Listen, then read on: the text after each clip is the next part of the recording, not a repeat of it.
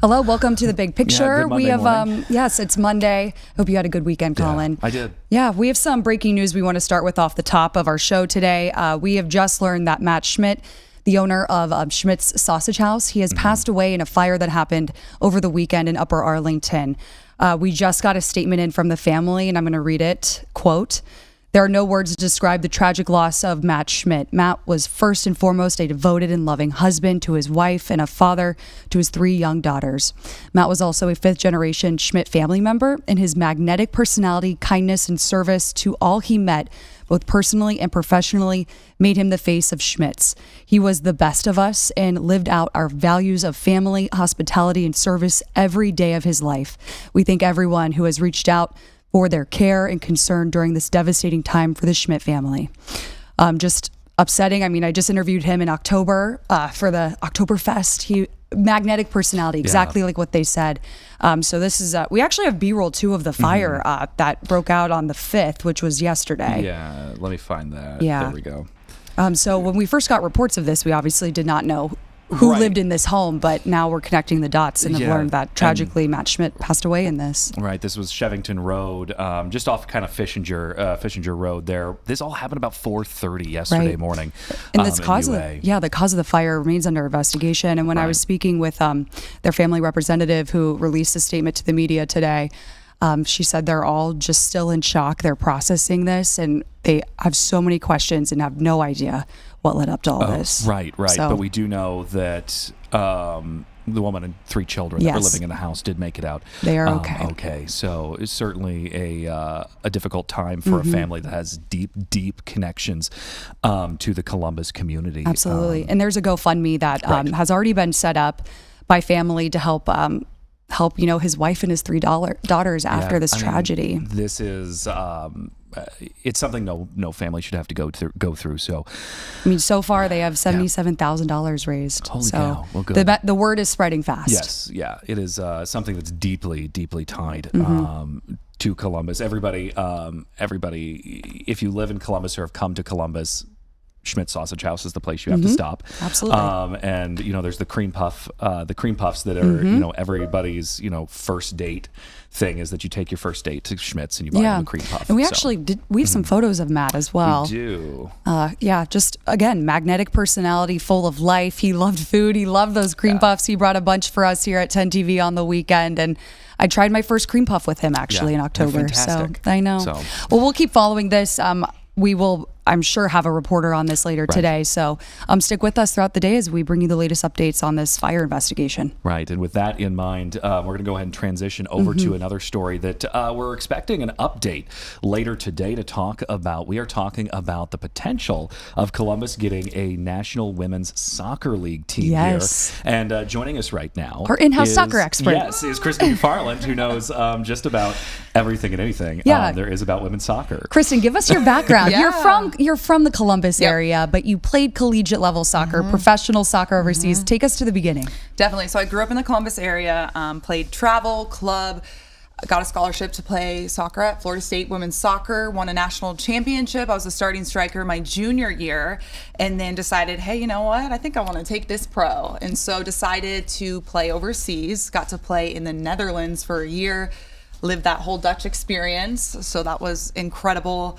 And just really wanted to use that as a ticket to be able to go travel the world and see the world. Because I mean, when you're over there, it's easier to travel when you're over there, but going back and forth is tough. So I very fortunate to have had a successful career. So hearing that we could have the possibility of a NWSL team here right in the backyard, I'm like, I'm for it. Come on. Absolutely. And there's 16 teams right now. So it's like, is Columbus going to be the 17th? Come on. That's my lucky number, too. That would be so cool. Yeah. How much would this mean for little girls like you that grew up playing soccer, dreaming of doing that professionally? How would this change that for them? I remember at a very young age looking up to these players and just being in such awe. I'm like, I want to be like you. And that gave me the drive and it gave me the determination. When you look up to someone and you're like, I want to be like them, you set goals and you work really hard. And I think that's what I did. And then, one day I'm looking back and little girls are doing that to me. It's like, you give back. So I think it will be invaluable to have that opportunity for girls here. And We've heard the mayor say multiple times he wants to make this the hub for women's sports. This is a step in the right direction. And I think having those role models, those leaders, those players here will also entice those players to stay here in Columbus. I mean, if there was a team here in Columbus when I was still playing, I might have been like, hey, I'm coming back. Yeah, absolutely. It's out of the cards for me now. But Never say never. You're in retirement a little bit? Yeah, I don't know. I don't think I could run up and down like that again. I mean, what was, spending that time overseas playing, with the Dutch teams, as basically a collegiate player, what was that like? What was that experience? I mean, you're thousands of miles away from home, but doing this sport that you love. Right. So it's so funny. I remember they picked me up at the airport in this small city in the Netherlands and dropped me off. And they're like, okay, we're going on summer vacation. We'll see you in 2 weeks. And I'm like, I was one of the 2 Americans on the team. Wow. They told me they would speak English. It was mostly all Dutch. So half the time I didn't know what was going on, but I'm like, okay, we're here. We're living the dream. I mean, half the time I was like, what's going on? The other half I'm like, this is part of the journey. Like just release all expectations. But that was the best part of it because I really just got to enjoy it. I mean, the best and most beautiful parts were like living by the canals and riding my bike and like just having that full experience. And I think those are those kind of life-changing opportunities that you get to have. But it was tough at times where I'm like, I don't really know what's going on.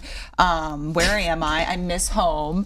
So, but that's where you grow, when you're uncomfortable. Right. So I absolutely just like, I wouldn't change that experience. And I think a lot of people would have a similar experience where you just kind of go outside of your comfort zone. And even if you're playing in the States, I mean, playing at a professional level is a lot. Like it is your job to perform. That's what you're paid to do. So I think that college prepared me well for that for sure, but there were times where I was like, what is going on? I love what you said about how if there was a team here, you would have come back and played. And the city always talks about retention for OSU students and keeping people here, and I think this is also just another effort to do that. So what is happening later tonight? There's a meeting, right? Yes, there's a public hearing, so the community will kind of get a chance to hear about this plan that city leaders we heard last Friday kind of revealed, if you will. And of course, we know this is still, the bid has to go through, legislation would need to be passed, but I think we're heading in the right direction. And I think it's good for the community to hear what's going to be asked of them, what they can expect, because this is like an entire community thing going on, right?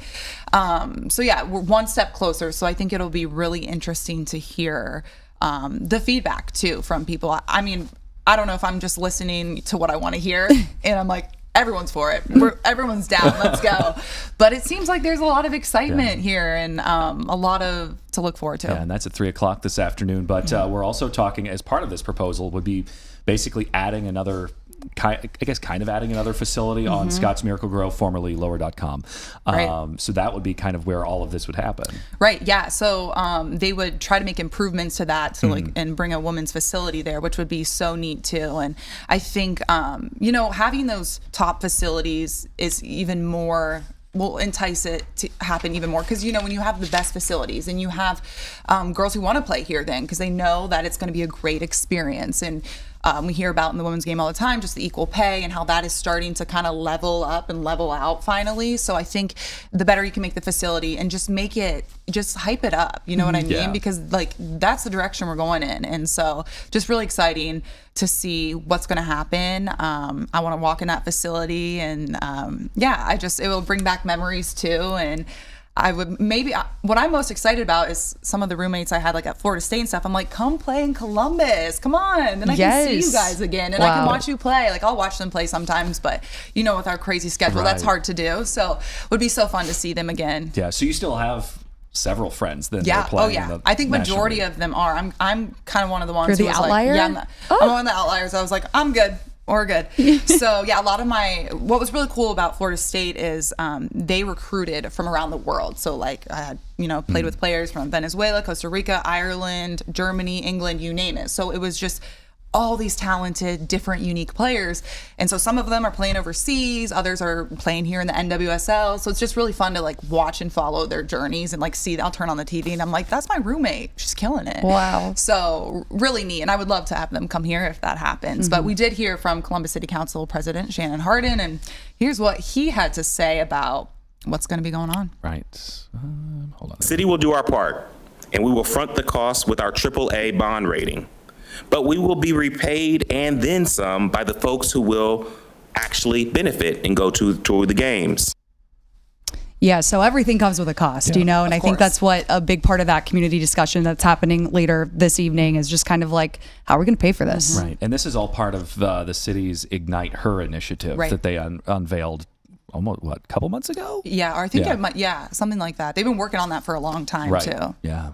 So exciting. It's a $25 million project, I think, but I mean, for future generations to come could be absolutely incredible. Absolutely. Yeah, I mean, look what the Columbus Crew did when they came here. I remember like growing up and going to those games like when you're little. But it's just gonna be amazing having a women's team for these little girls to look up to. So we'll see. I'm excited. Yeah, right. Kristen, thank you so much. Thank you. We appreciate it. All right. Well, coming up, we have Tyves Pal. We're talking still about March Madness, so he'll be in here to talk about what's coming up tonight. Yeah, we'll be right back.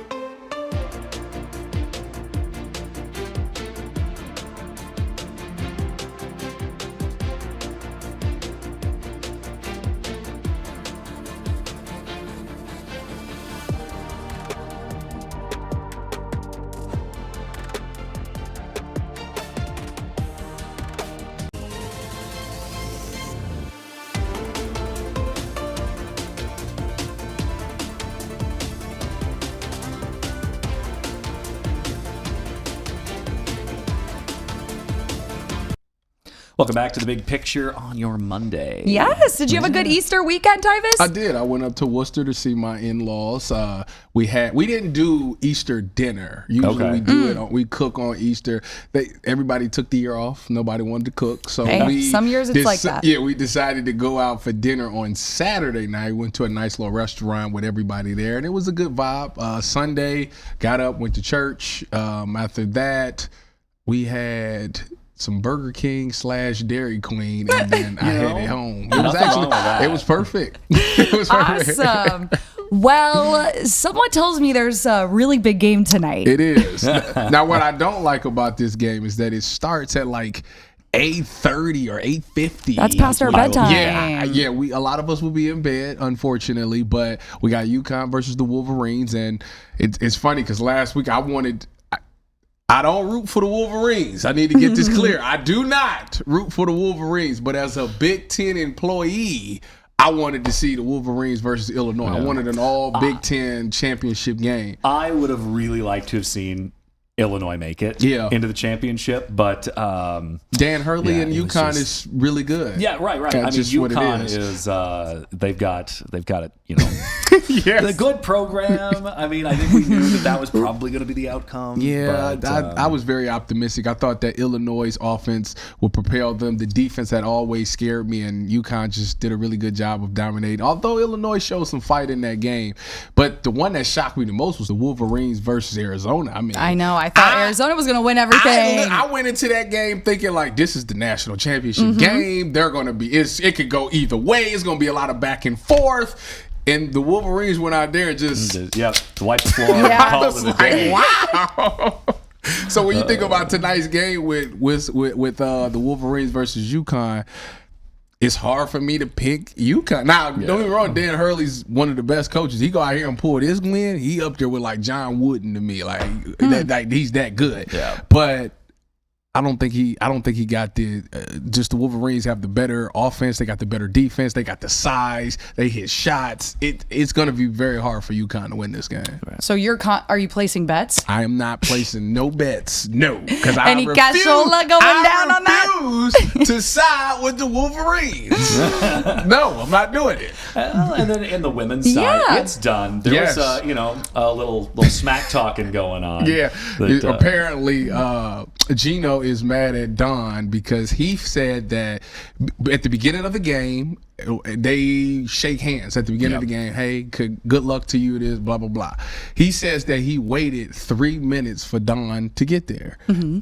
And ESPN went back and let's go look at it. Sure enough, Don went right over there. They shook hands. They walked away. That was it. So it was a little head scratching to hear him after the game come out and say like, "Oh, she didn't shake my hand, and we got a player who got her jersey ripped off." And if you go back and watch that, the player ripped her own jersey off. So to me, I said earlier that it's Gino trying to take the attention off the fact that his team got outplayed and he got outcoached. Because if he didn't do these antics, the story would be how UConn essentially choked on this game. They had the better team. They were the better program. They should have won and been to the national championship. The fact that they lost in the dominant fashion that they lost in, he wanted to take that attention off. So he did this antic at the end of the game. And now the story is, well, Gino and Don didn't shake hands and all of this, but nobody's talking about the fact that South Carolina's girls went out there and dominated UConn. Oh, yeah. And Gino's a grown man? Yes. Yeah, so childish. Yes. Very childish. Just wanted to put that on the record. It worked because nobody's talking about that game. That's crazy. Oh, buddy. All right, well, what's going on in the sports world besides all that? Just really NCAA stuff? Yeah, obviously spring ball. We had Student Appreciation Day last Saturday, which is always good. I remember when I was there, you show out for the students. The offense, very controversial play. Ohio State posted it on their Instagram and Twitter. Jeremiah Smith, it came down to the last play. So let me break it down for people that don't know. When you go Saturdays, it's like a scrimmage. It's winner, loser, offense versus defense. Whoever loses after the practice have to run gassers afterwards. So it came down to this very last play. They ran this corner route to Jeremiah Smith. Now, Jeremiah Smith jumps up, catches the ball. They call it a touchdown, which means the defense has to run. I went back and watched the play. If you go back and look at it, Jeremiah Smith steps out of the back of the end zone with his heel and catches the ball. You cannot do that. That is called illegal touching, and that is a loss of a down. So therefore, technically, the defense won. Okay. And speaking of sports, Collin had a game on Sunday. I did. It was our start of our kickball season. Yeah. Kickball? Did I? Yeah. Did you kick a home run? No. I kicked, made it to first base, and in doing so, had quite the spectacular tumble. It was soft for us to play. Yeah. It was, coming into first, hit a soft spot, and down I went. Yeah, it was so rainy. It was great, though. It was fun. We got... Collin, I'm it handed ashamed of to you. us. We got stomped. Really? We got mercy ruled out. It was, but hey, I'm gonna say this: the team that we played was the one that won the entire season last year. Okay. So we knew they were good, but So y'all got some work to do. yeah. At least we, When you say Well, it's just getting mercy, started. only go up from here. when you say mercy, what was exactly the score? 13-1. Oh, see, he left that It was- detail out it with was me too. bad. It was a little rough, but hey, At least you're getting out and getting exercise. Right, exactly. Better That's than the me. most important thing. Yeah, yes. so- I was eating cake and cookies. But Must be after nice. this, And I will chocolate. I will be nursing my knee back to health Yeah. for next weekend. Yeah. So Okay. yeah, no one has ever called me graceful. Never have been accused of that. So Graceful fall. Well, I'm Awesome. happy you're okay. Hopefully, Yeah. you have better games moving forward. Right. So well. You're just getting started. Yeah. Right? All right. Okay. Tyvis, thank you so much for coming on today. No problem. I appreciate We'll see you y'all. Wednesday. See y'all Wednesday. Bye.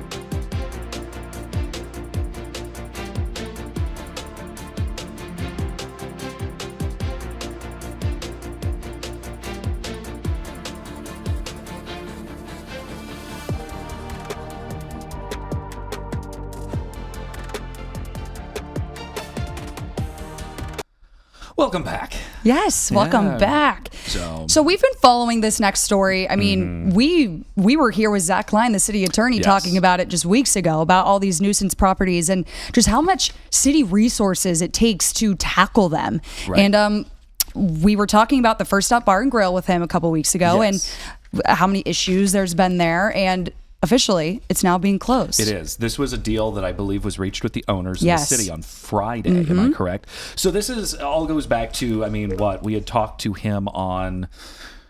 Yeah, we talked to him the week before. Like and a then, week over before, the weekend, right? Over the weekend, there was about the another shooting. Baymont Inn, and then the shooting at the first. So there First was Stop another Bar and one. Grill. So this was basically 3 shootings at this bar up there in North Linden in the matter of probably 6 months, because the closure order, really, they'd already had litigation pending for this one revolving around the July one. Yes, the July Yeah. shooting. So this has been going on for a while, and this is what City Attorney Zach Klein told us about why he's focusing on these nuisance properties. The bar there that you're trying to hold accountable, there's been multiple shootings there. What was the tipping point with that bar? It was the most recent shooting. You know, we've already had them under court order, and a lot of these cases that you've mentioned and others, like they're generally already a case existed or has existed, and then they're being monitored by the court at that point. But sometimes, bad stuff still happens, and then you can file contempt actions. And then, it's one thing to say the city attorney's office is upset and we seek motions to do things. It's another thing to have the judge upset, and that's exactly what contempt of court is. It's like the judge can then impose criminal penalties, civil penalties, fines, etc. But like it's a place that, as you referenced, has a long history of problems. It was already under court order, and so dropping the hammer on it because someone got killed there. Yeah, just a violent place where a lot of crime has happened over the last 6 months. Right. And, we've seen this happen a few times with the city, is that these bars are given a chance to clean it up. They don't.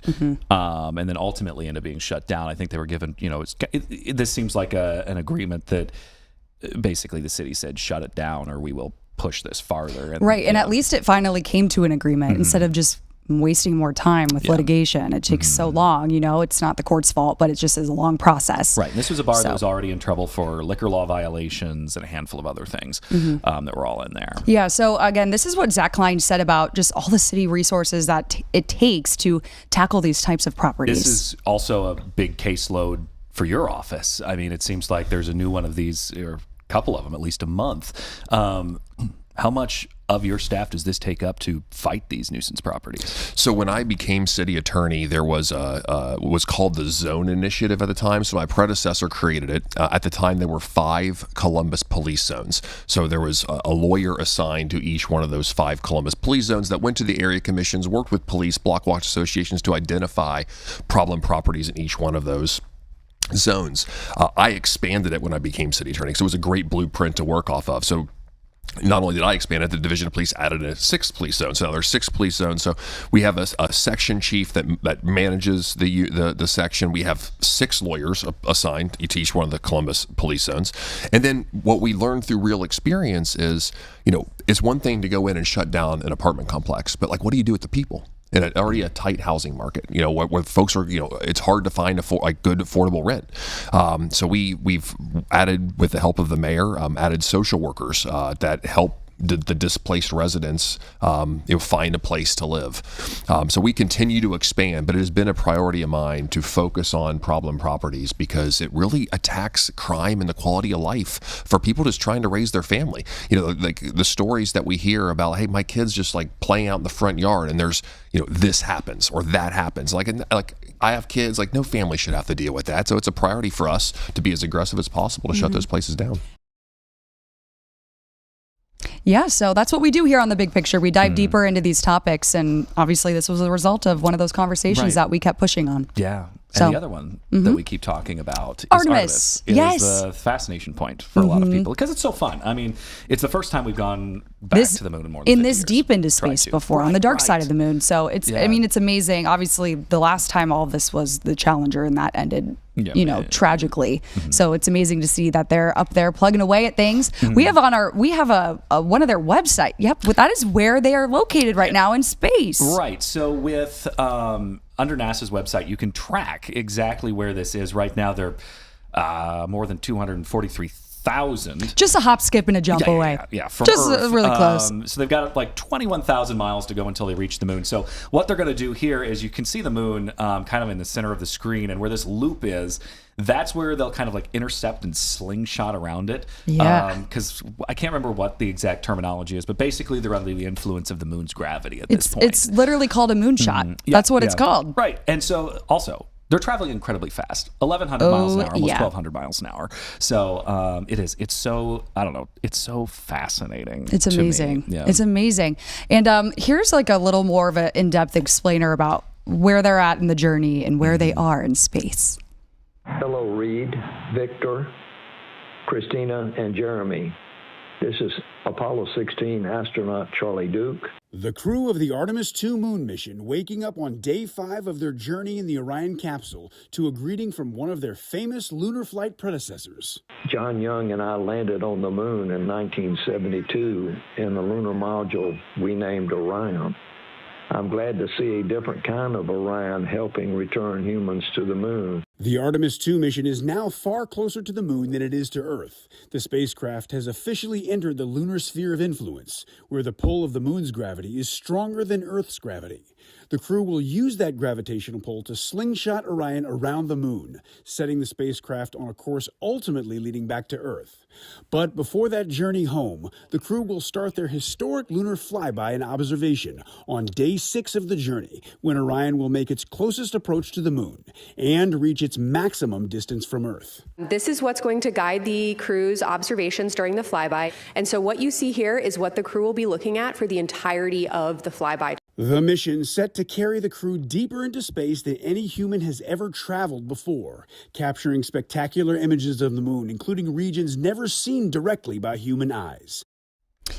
So I saw Project Hail Mary with Ryan Gosling. I want to see that. Yes, it's so good, but it's just funny because of Hollywood and like how much space they, kind of made it look like that's on these spaceships, but they really have no space. Yeah. They are crammed in there. Well, and I mean, I don't know how much bigger it is than like those Apollo, like because we heard from the Apollo astronaut there, and I mean, you look at the photos from the '60s, and I mean, it's basically just 3 seats in a tin tube. You're hanging out there for 10 days. Yeah, it's scary. But something fun that they did, the crew members, This is Christina. Jeremy's dinner, and in space, they're you explaining really how just to eat all shrimp of your cocktail food in out space. of Take a bags of listen. some kind, plastic bags or little metallic bags, because we have to rehydrate a lot of our food. This is actually shrimp cocktail. What? And this has been rehydrated already, so we added water to it, and the shrimp soaked back up the water, and it's actually pretty tasty. This is an example of a food that has I would not eat it. been I would try it. rehydrated. Maybe. And Zenobia it got said all she would dried too. out for flying up here in space, and those are Jesus. green beans. So we do have to eat our vegetables even in space, but don't worry, they do give us mac and cheese. Yes, mac and cheese. That's why I love going to COSI, because you can get the astronaut ice cream. So are you a shrimp, like a shrimp for holidays family? Absolutely. I grew up ate in that kind of family a too. bunch of shrimp Of, this like, weekend. Shrimp rings every holiday. Yes.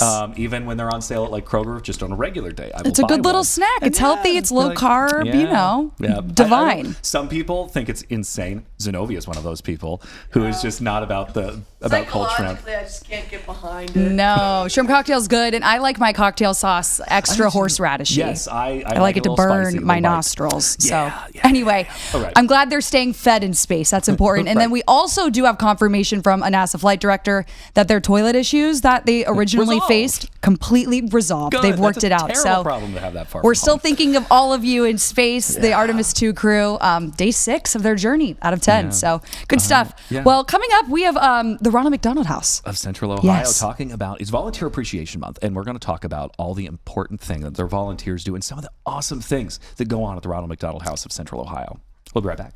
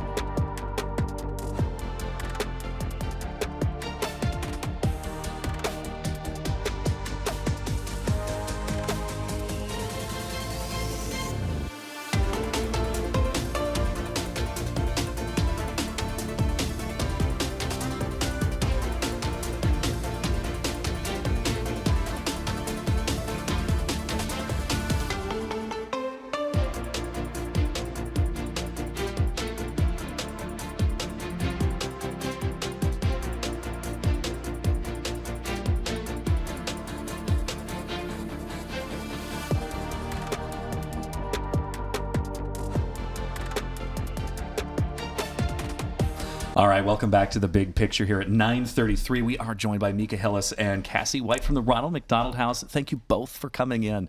Thanks for having us. The Ronald McDonald House of Central Ohio does some amazing work there across from Children's here in Columbus, and it is Volunteer Appreciation Month. And you are kind of the wrangler for the volunteers over there. So it couldn't be done, some of the amazing work that it's done over there without the help of volunteers. Tell me a little bit about what these folks do. Like, absolutely run the house. The house would not run without our volunteers.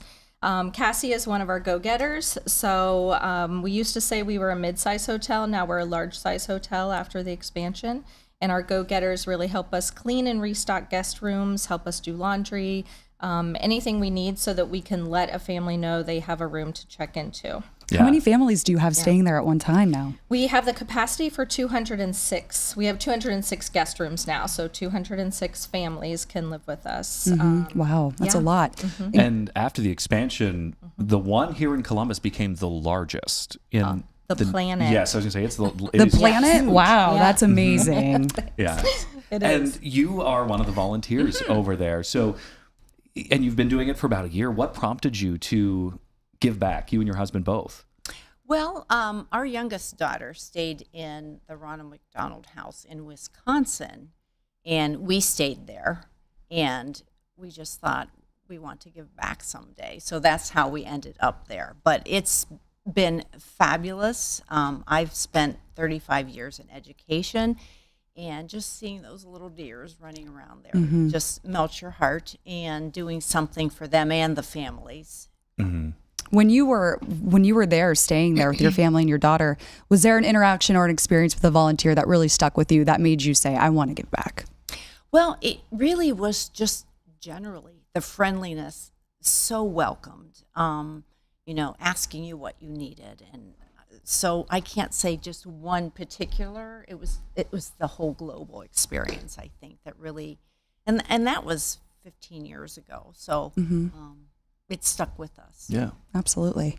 So people who are interested in volunteering, what are some of the main things you tell them before coming into the Ronald McDonald House to help? Every day is different at the house, and that's what makes it totally awesome.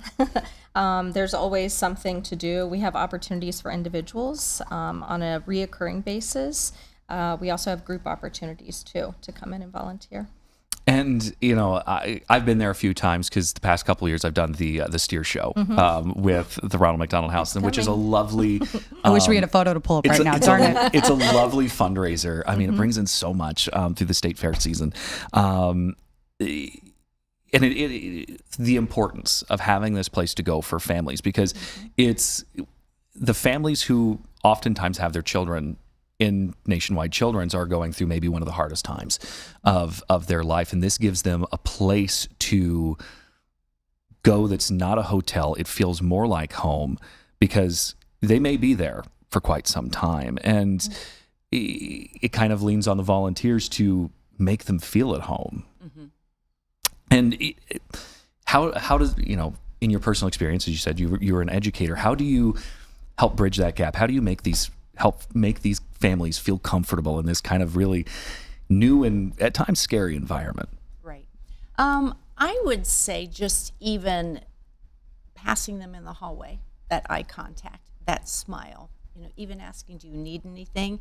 And they do come to us sometimes. They might need something like linens or something like that. So that way, but just, I guess that's because we're really busy running around doing all these things. So when we do come in contact, just really being receptive and kind and encouraging. Absolutely. What kind of vetting process do you guys go through when you are finding your volunteers? Well, we're super fortunate with our brand awareness here in Columbus. Like volunteers come to us and word of mouth. We do background checks for our families, volunteers, and staff before they begin with us. And then they come in for a volunteer interview. So we talk about the roles that we're onboarding for, and then get their training set up if it's a good fit. Cassie, how many times a week do you go there and volunteer then? I go once a week. Okay, once a week. Yeah. It's been great. Yeah. And, I've experienced being a resident there, but doing the job is fabulous too, of just the camaraderie there of this is the goal that we have and we all work together to reach it.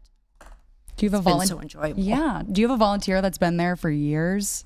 Anyone you can think of? We have several. Ed Kraus pops in my head right now. He's a craftsman, like Cassie's husband Tom is. Going on 20 years. I don't know if I Wow. said that. Yeah, yet, but that's a whole lifetime. Right. And Yeah, I mean, it's crazy. and even the current Ronald McDonald House, this is what, the third iteration? It's moved a couple times Yes. in Columbus. And this one that's right off Livingston is, the newest one that just keeps growing. It's fabulous. Yeah, you'll have to come. Yes, I know. I'm like, I've been to the one in Dayton, but I've never been to the one at Right Children's. here. Yeah. I've been to Children's, a patient there, So many years ago. one more time for the folks out there who may be interested in volunteering or might not have the opportunity to volunteer but want to give back, whether that be through donations or something like that, where can they go? They can check out our website. We have a wish list. We have a top 10 wish list, which are our emergent needs. It's a big fat house, like we said, so it takes a lot to run it. So yeah, check out our website. And we just require, even for reoccurring volunteers, it's just 4 hours a month to be reoccurring. So yeah, Yeah. All check right. out the website. They couldn't do all the fantastic work they do without the help of those volunteers. It's amazing. All right. Thank you Thank both so you. much for Thank coming you. on. Yeah. All right, we'll be right back.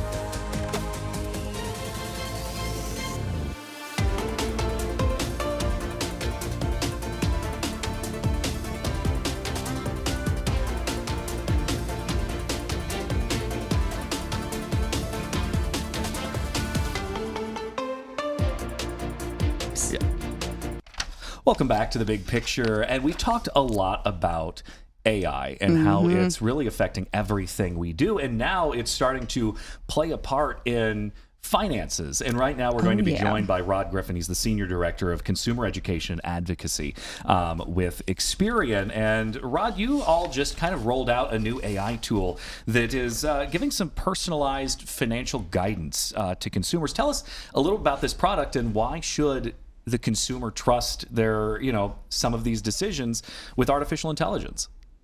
Sure. So Experian just rolled out the Experian Virtual Assistant, what we call EVA, and we always seem to have names for our AI assistants. And EVA is designed to really help a person better understand personal finance concepts in general and to provide very specific personal guidance based on your financial health and financial resources that you give us permission to access. So it's a bit unique in that regard.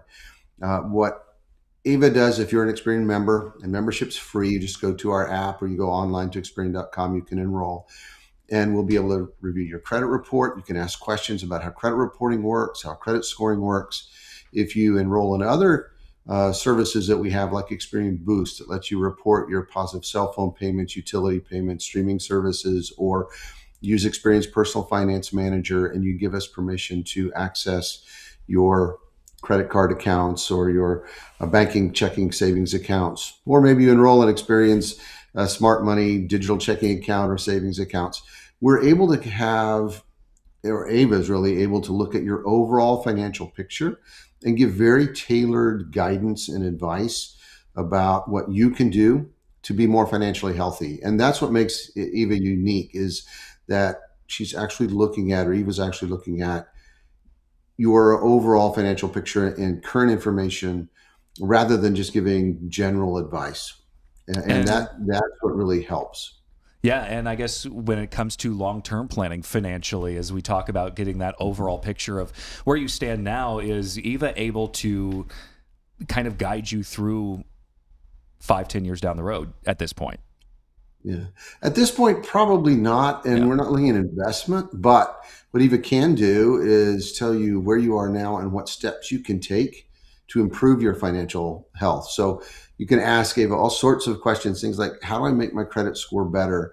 And if you ask a general AI that question, they'll give you some general advice because it doesn't really know about what your credit history looks like. For example, with Eva, you're able to, she's able to look at your credit history and be able to tell you exactly what steps you can take based on your unique situation. And that's what's really empowering. It's about the knowledge that Eva can share, and it's about the information that you allow Eva to give access to. That's another thing that's a bit unique, is that it's permission based. You give Eva permission to look at information, so you know exactly what's being accessed, and you can control that. Yeah, because when we talk about personal finances and really just, you know, security, because your private information is online, talk to us about how you are keeping this program secure with AI. Right, and it's really important to be thoughtful about when you're working with an AI, the information you're giving it to work with. You know, be cautious about sharing things like your social security number or PINs or account numbers, those sorts of things. If you're working with Eva, you're a member of our services, so you are in a secure environment, a web environment. We give you information and guardrails around and tell you exactly what we're doing and how we're accessing information.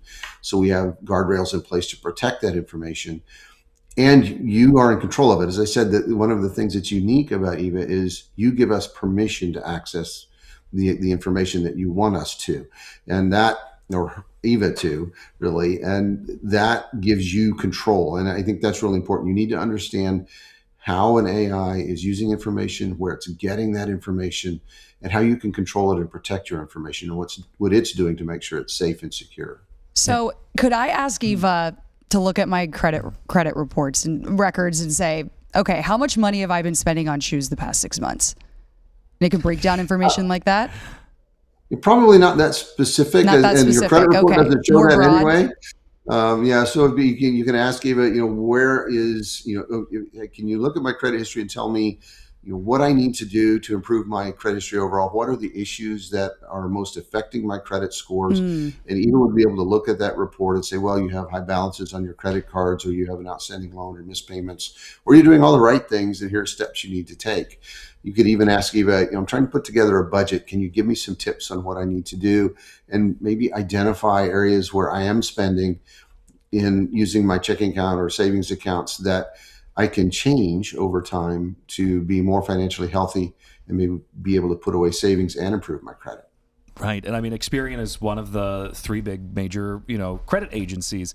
And, is there a time, I guess really the thing is can people still reach a real person at Experian if they want to? Yeah. You can, I always kind of tongue in cheek say that we have one of those great call center kind of tools where you select option 485, you'll get to the right spot. But the reality is, when you get your credit report, it will have a toll-free telephone number you can call. You can dispute information, and it does provide information to speak to a person if you need to. In most cases, you don't need to. And in fact, working with Eva, you can ask to dispute information. You can ask about what steps you can take if you've been a victim of fraud, and Eva can help with that.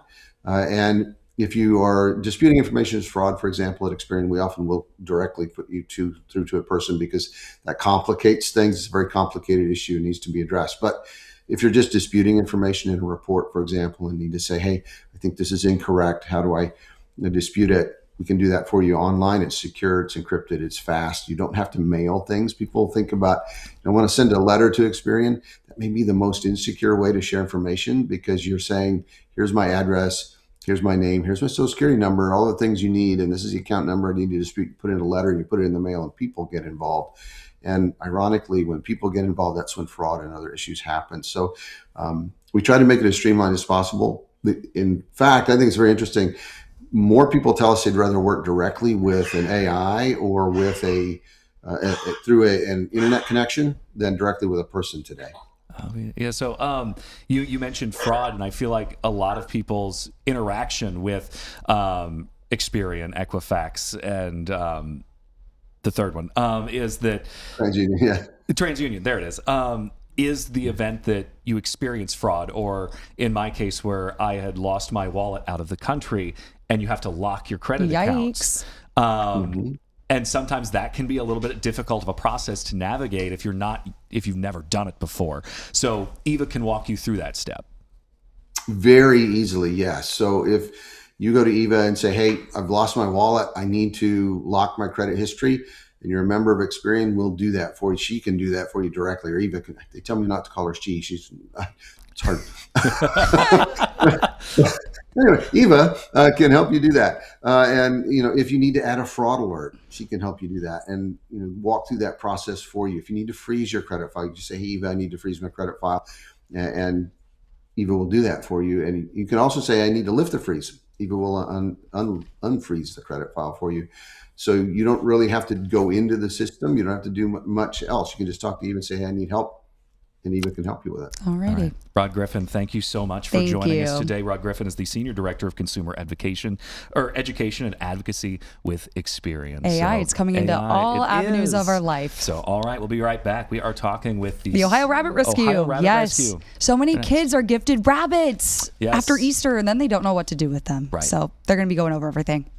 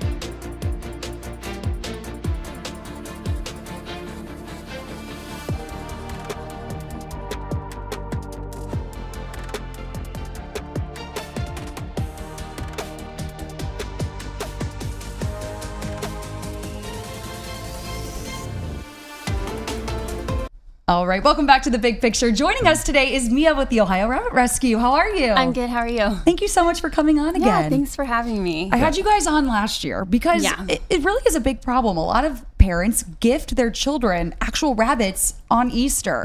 And then they don't understand what actually goes into taking in a rabbit and raising it. How often do you see a lot of these families bring in rabbits to surrender to you guys? Is it popular this time of year? It's a lot more popular after Easter, like maybe a few months after, where they're like, well, we really don't know what we're doing.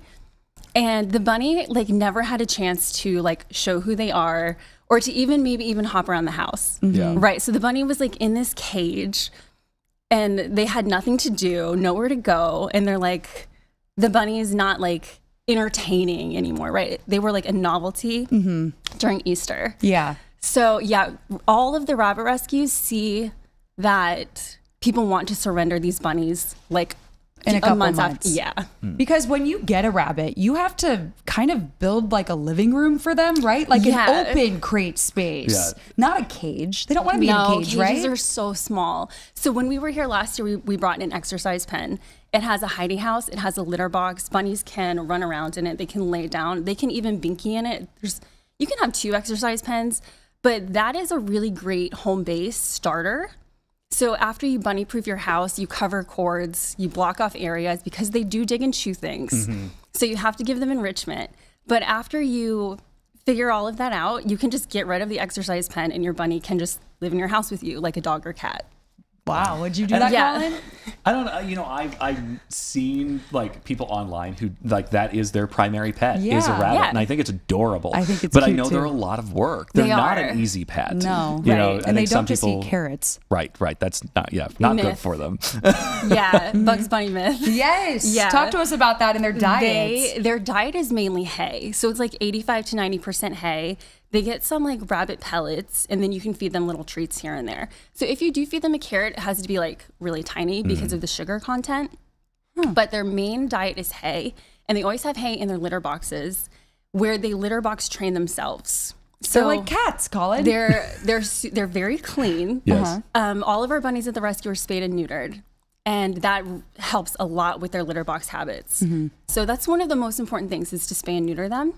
It helps with behavior and like territory issues, and then they're just like cleaner. They're kind of clean already, but if they get spayed and neutered, they're more, and they live longer, and they're less likely to get cancer if they're spayed and neutered. Wow. And so at the at the Ohio Rabbit Rescue, I mean, you guys obviously are trying to move these bunnies on to their next, whether they're home or however. Like, what goes into this? Like, how do you, what goes on behind the scenes at the rescue? Okay, so you mentioned the surrender list. Our surrender list is like massive. If people want to surrender a bunny, it takes months and months to get the bunny into our space. We hold about 35 bunnies. Wow. So we get the bunnies, we get them like a wellness check with the veterinarian. They get spayed or neutered. They litter box train themselves. They get all the stuff that they need. They open up, they start to blossom. And then people submit applications, and then we bring them in, and it's like a really good process to make sure everybody knows what they're doing, and then they take the bunny home. Okay. So are you at like max capacity right now? Yes. Oh, you are? Kind of like always. Really? Yeah. Okay. So if people are interested, what should they do? So go to our website. It's ohiohouserabbitrescue.org. Fill out an application. You can see all of the adoptable bunnies on our website. Okay. And then someone will call you. You do like a phone interview, and then you come into the center. You sit with a few different bunnies. You see what it's like to actually have a bunny in your home. And then we make sure you're ready. Okay.